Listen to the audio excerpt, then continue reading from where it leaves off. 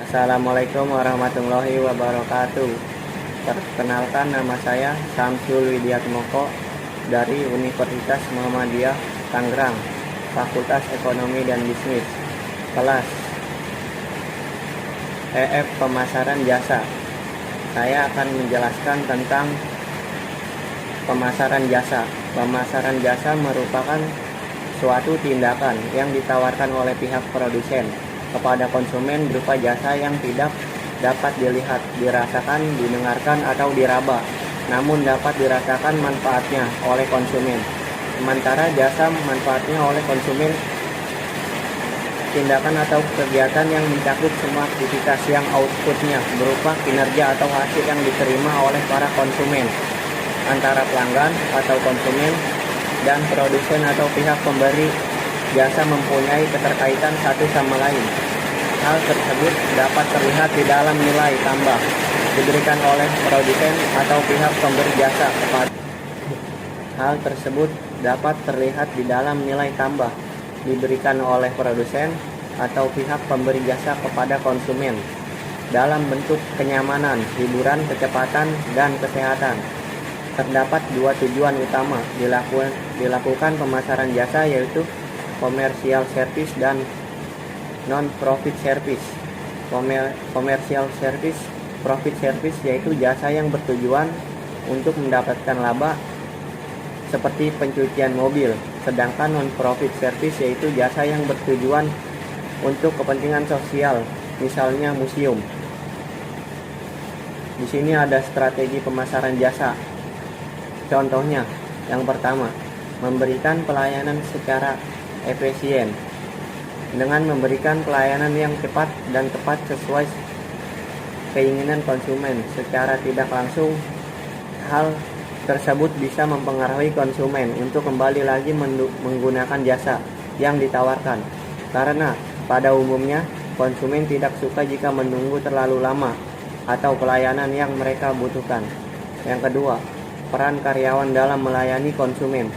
Pelayanan yang dilakukan karyawan dengan baik pada konsumen termasuk daya tarik tersendiri untuk konsumen, karena citra perusahaan ditentukan oleh kinerja karyawan. Penentuan harga yang ditawarkan sebaiknya disesuaikan dengan manfaat yang diperoleh konsumen dari produk jasa yang diberikan.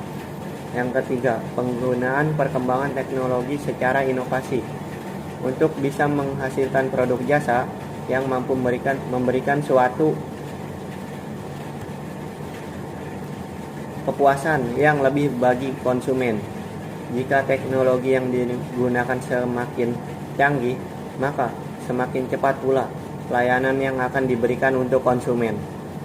Yang keempat, menyesuaikan dengan budaya yang berkembang. Karena adanya budaya yang berkembang saat ini akan mempengaruhi peluang akan pasar jasa. Saya akan menjelaskan jenis-jenis pemasaran jasa. Dalam pemasaran jasa, nantinya juga mengenai jenis-jenis yang umum tersedia di pasaran. Secara umum, jenis jasa ini akan mempengaruhi teknik pemasaran yang akan diterapkan. Di sini ada jenis-jenisnya, yaitu berdasarkan segmen pasar adalah jasa kepada konsumen, yakni layanan yang diberikan kepada konsumen atau penggunaan jasa secara langsung dan personal. Misalnya jasa cleaning tadi yang ditunjukkan untuk perorangan.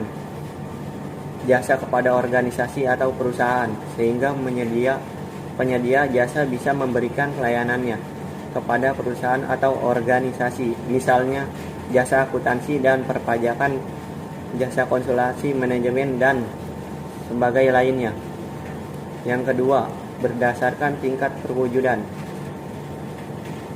Jasa penyewaan atau rental, sehingga penyediaan jasa menyewakan suatu barang, misalnya menyewakan DVD, perlengkapan bayi, dan lainnya. Di sini ada jasa reparasi, yakni jasa untuk memperbaiki atau reparasi barang yang dimiliki. Penggunaan jasa misalnya servis, perbaikan arloji, servis kulkas, dan lainnya. Adapun jasa personal, yaitu penyedia jasa menawarkan layanan personal seperti supir pribadi, jasa pengasuh bayi, dan klinik servis. Berdasarkan keterampilan penyediaan jasa, yaitu jasa profesional, di mana penyedia jasa sudah memiliki legalitas maupun sertifikasi, misalnya jasa akuntansi dan perpajakan, yang tidak bisa dilakukan oleh semua orang. Di sini adapun non profesional, yakni jasa yang tidak memerlukan legalitas dan sertifikasi tertentu, misalnya jasa petugas keamanan atau security atau penjaga parkir. Itu saja yang saya bisa jelaskan, kurang lebihnya mohon maaf. Wabillahi taufiq hidayah. Wassalamualaikum warahmatullahi wabarakatuh.